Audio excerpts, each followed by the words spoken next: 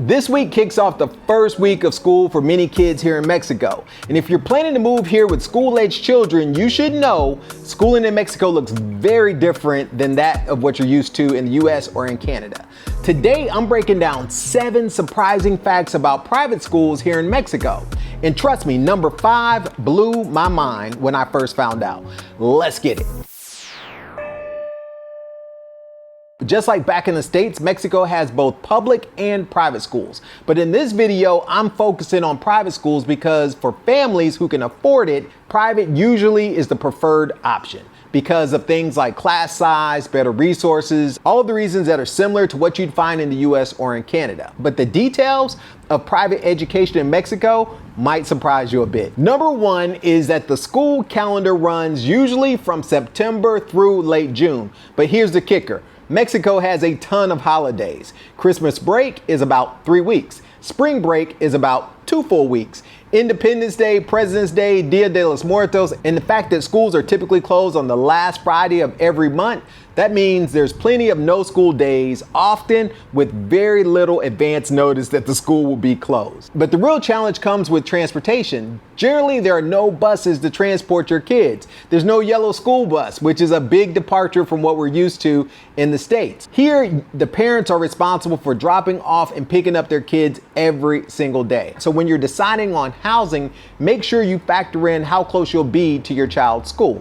And before you drop them off, you'll need to think about lunch. There are no standard cafeteria meals. Parents typically pack lunches for their kids. And since last year, anything with a high sugar, high sodium, high calorie warning label is banned from school lunches. So almost all pre-processed foods. On the plus side, Mexico makes it super easy to spot what's unhealthy. Packages clearly label foods in high sugar, fat, and sodium. Now, the cost may surprise you, but in a positive way.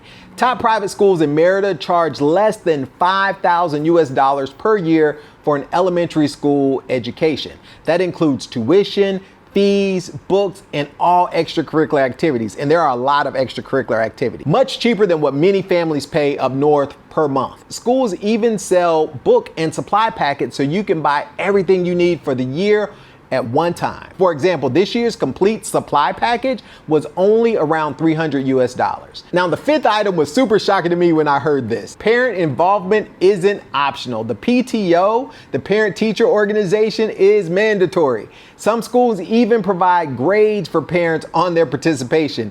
Every parent gets assigned to projects, which means there's no scrambling to find volunteers. And when there's a school assembly, you can expect to see a strong parent turnout.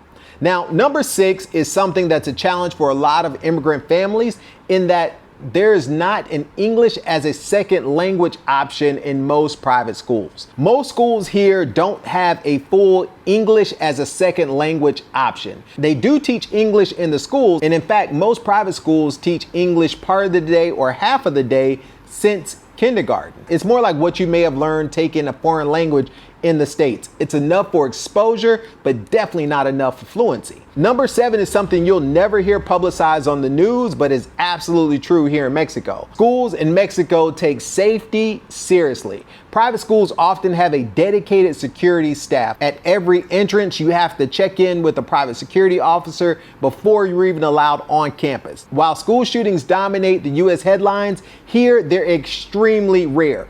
Fewer than 10 in the last 25 years.